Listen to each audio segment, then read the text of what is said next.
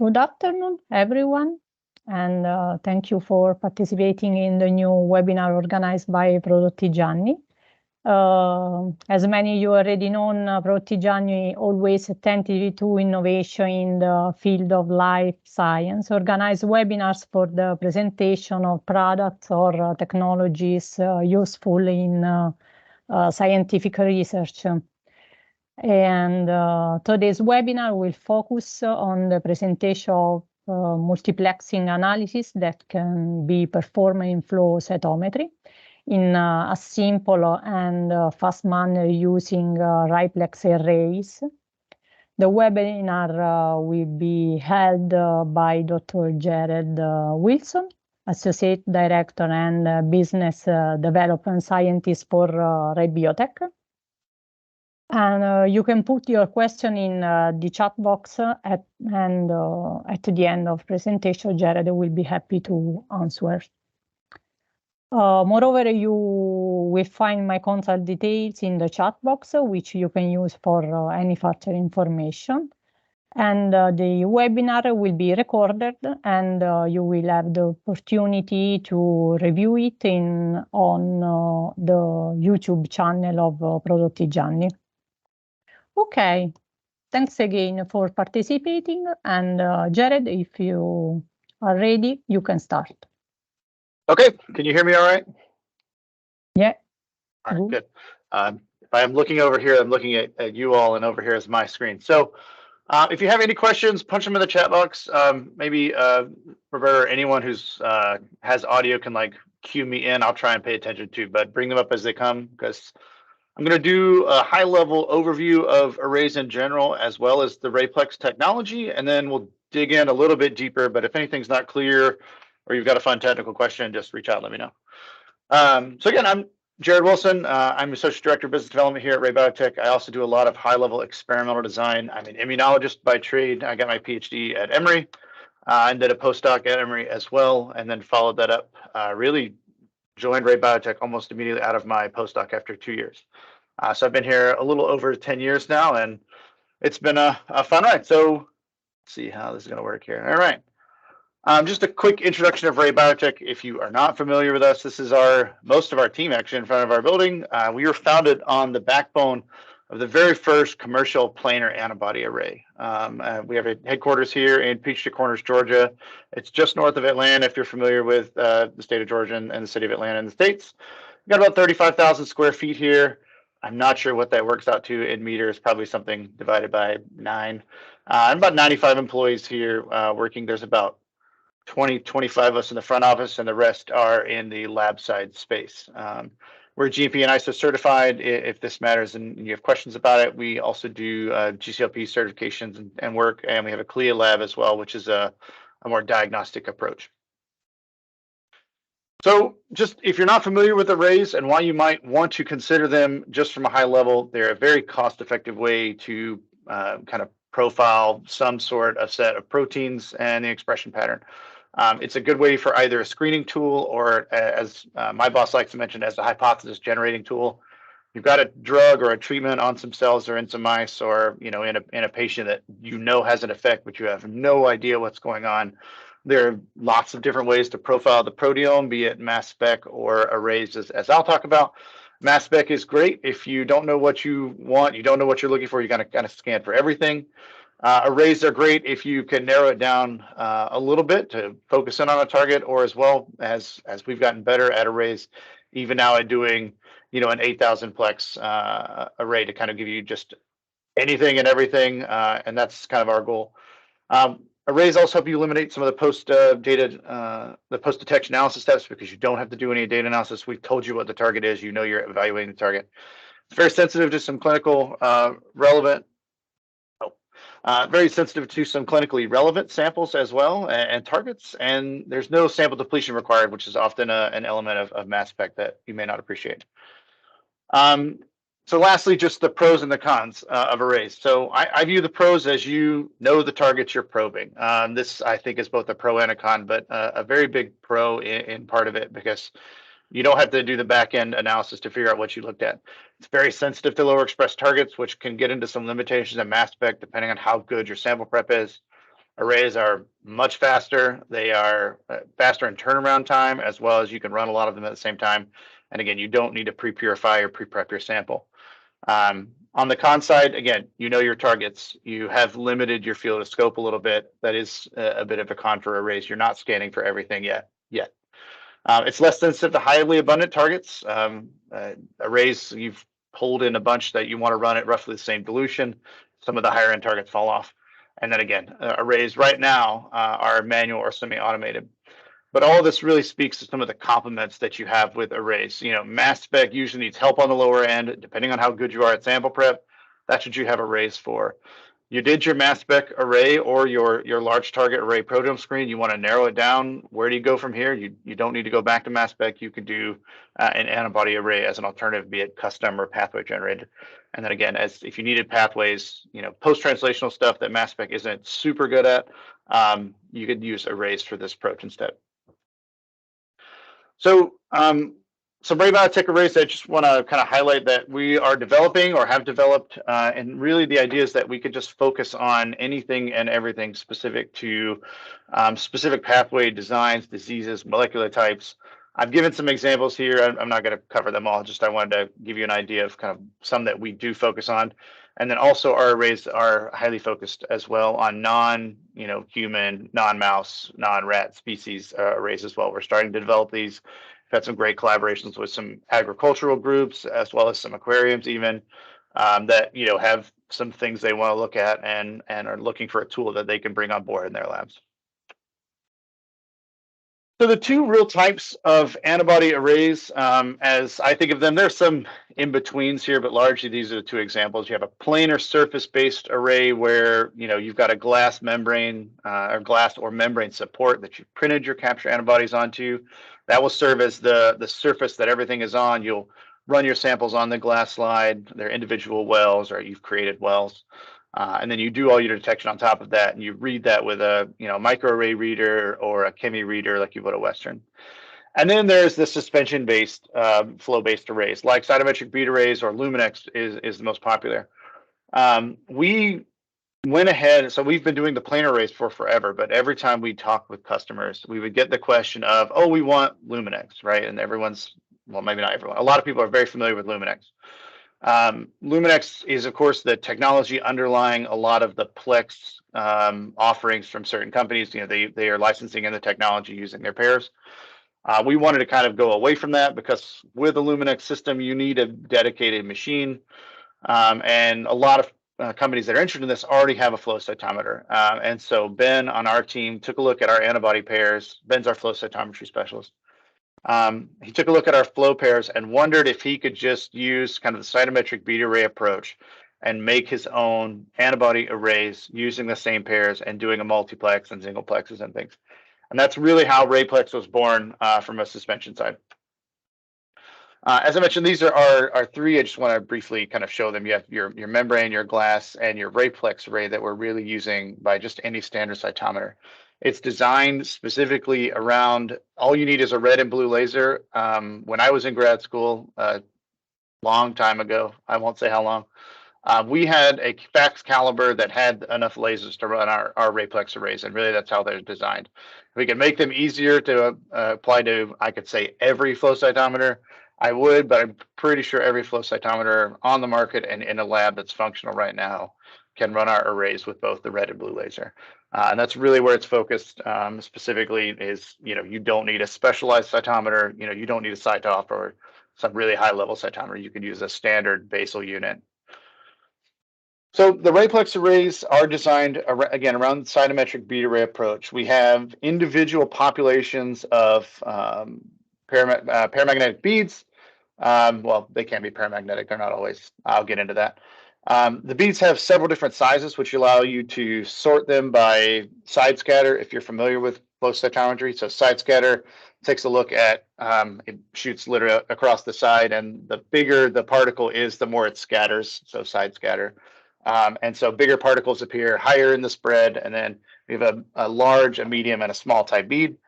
Each of these beads also has a little bit more or less fluorophore inside them. What I'll be showing here is A647, which is your blue laser channel.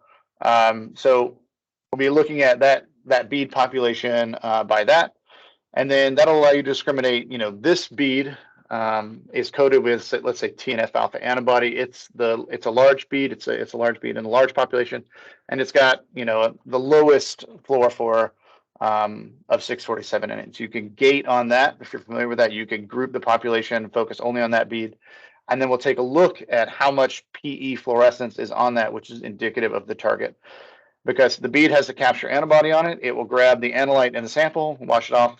We'll come back with a biotin-related detection antibody. We use biotin to increase the signal and not just a directly PE labeled antibody. I can show you some data on that if you're interested offline, but the biotin works better at amplifying the signal. So we've got a detection antibody that comes in and also grabs the target that's bound to our bead. And then we come back with strep PE to grab all of the free biotin. And again, the streptavidin and biotin interaction increases and amplifies the signal of the PE because more can bind to the tetramer of biotin.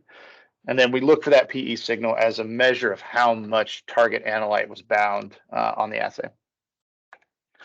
So to take a look, just to introduce the bead populations so you kind of know what they look like. If you are familiar with flow cytometry, scatter plots, this will be very familiar. If not, I'll kind of try and walk you through a little bit of it. There are, I think y'all can see my mouse according to how this works. There are three populations. There's this large side scatter, 8 micron size. There's a medium one at 5 micron, and there's a 3 one. We name each of these individually. You'll see down here we have B1, B2, B3. Up here they're unlabeled, but just they're colorized just for for visual effect. Each bead population, 3 sizes. We also have different populations of fluorophore labeled to that. So just internal to the bead, it has more or less fluorophore inside it.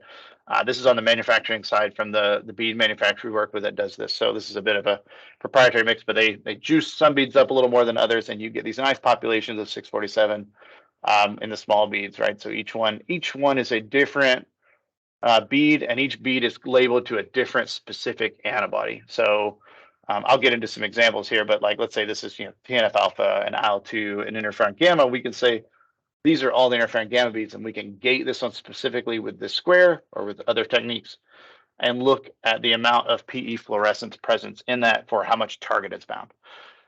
We're looking at some other bead colors as well. We wanted to limit it for now to 647 because again, we want it to apply to all cytometers. But we have had some customers wonder if they could do more multiplexes or more larger panels of a multiplex by using different beads. So we have identified some other bead options as well to expand it further, but those will probably be limited to commercial arrays for now, just because customizing them is a bit tricky. But we are able to customize the standard bead set for now.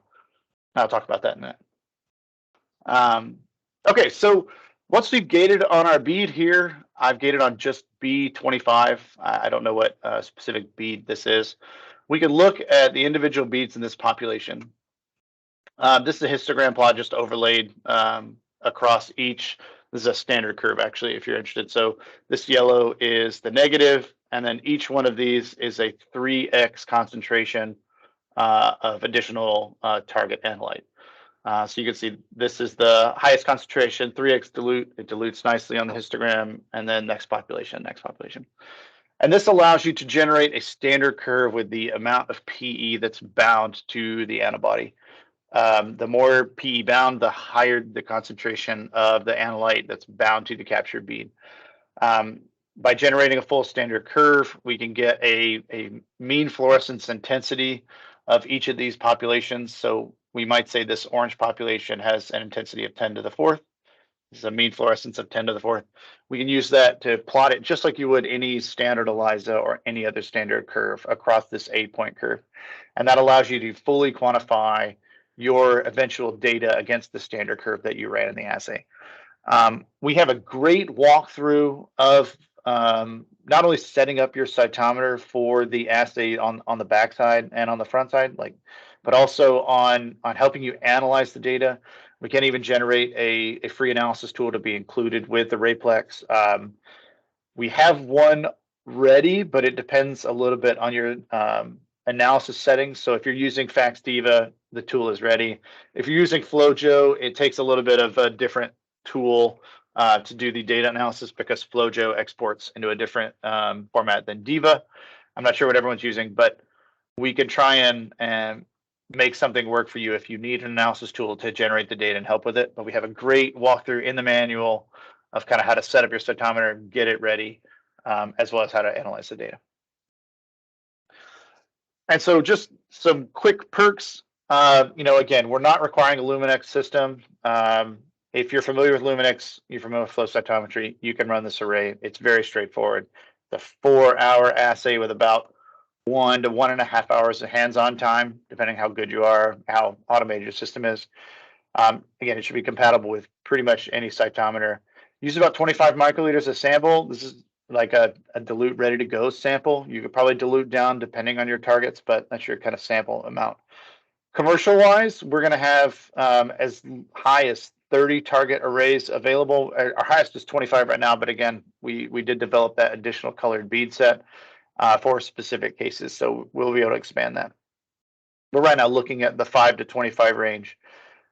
For custom arrays, though, probably going to max that out at about 15, just because it's unlikely you're going to give us some targets that don't interact with each other. And a lot of times for customs, we want to have a good bead spread, so you don't wonder if bead 1 population is overlaid with bead 2 population. Just cleanliness and to make sure the data looks good. We see some great CV between the runs, because we're measuring so many beads. We can tell you how many to capture. It's at least 10,000 per population, but you can capture even more depending on how many beads you flow through the cytometer. With 5 to 10% CV, it's quite good. It's fully quantitative, as I mentioned. Picogram per mil sensitivity. It's very cost effective as well. Once you get over 4 targets, it's usually cheaper to do a multiplex, regardless of the multiplex. RayPlex is included here. Than to do an ELISA. It saves on sample as well. Other reasons to consider it is the savings on sample. I can't stress enough. Like for some sample types, CSF, depending on the animal model you're working with or how young the model is, even serum and plasma can be short on volume. It's a really good one to consider. And another perk, if you'll work with us on any RayPlex purchase, we will validate your sample type. So if you want to call us or email us and say, hey, I've got, I don't know, rat urine for my assay. I want to run this rat RayPlex. Can you make sure rat urine works with your assay? We will either work with you to get some of the example sample, or we can go buy from a vendor, rat urine, validate the assay on it, make sure that it works, or let you know that, maybe one target is going to be less sensitive because of the sample type. Would you like to proceed? We'll do that. It's a real good perk by Ben's team. He's really trying to make this as best as possible for the end user. So if you have some questions about a sample type, let me know. Let us know. We'll validate against it. So data analysis side, just if you want to see what the end line data looks like, this is a lot of numbers, and I apologize, but this is the rat inflammation array 1. You can see each population of beads has its label against it. So eotaxin 1, gamma interferon. I hope you can see this. We're also labeled in both in the manual, on the website, in the software, about what population. Red 1 is the highest bead at the lowest 647 setting, and it Z stacks if you're interested. Red 1 is interferon gamma. And then if we run these standard curves, we can see that this is what the concentration should be, and this is the signal that we get out of this is the signal that we get out, and we can see the standard MFI drops from standard 1.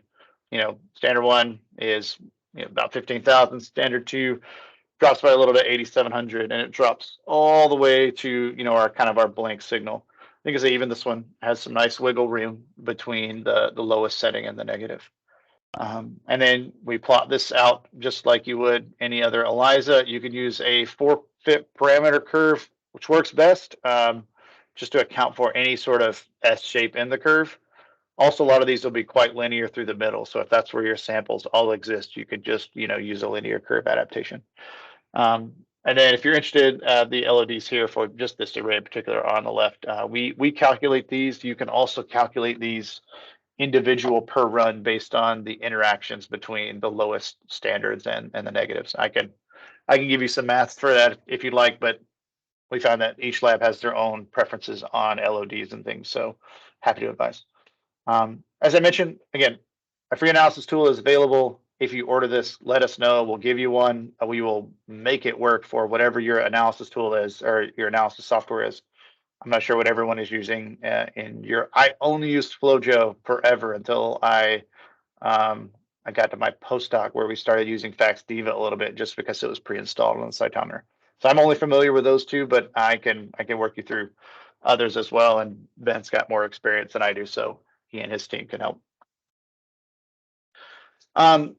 So some array options that we have available, just if you're interested. This isn't all of them, but this is a good kind of snapshot of ones. So right now it is focused heavily on human, mouse, and rat. Our first kind of soft launch of this was some human arrays that went really well, taught us a little bit too. And then since then, we've been launching these a little bit more.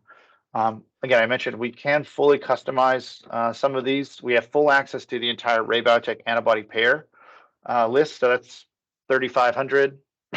Oh, yeah, you got it. So if you're interested in customizing, that's something that we can absolutely look at and help you with. Again, you're limited to less than 15. We can even do a 1-plex if you really want to. We've had some people want that because of sample volume considerations, or they just want to use their high throughput sampler. So just let us know on that.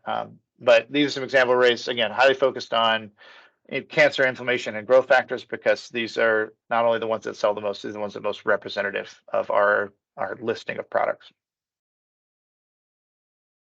We have also had some publications. So again, I mentioned we soft launched this, I think, in 2019.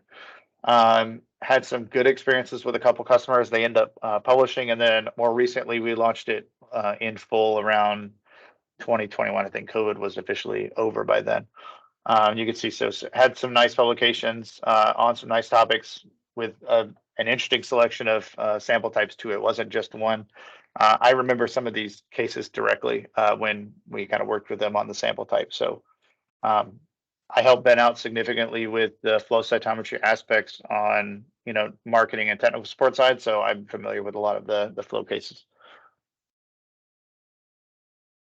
And really, that's it. I wanted to give a high level overview, not a lot of science and technicality, but that's also why I figured I'd open it up for questions.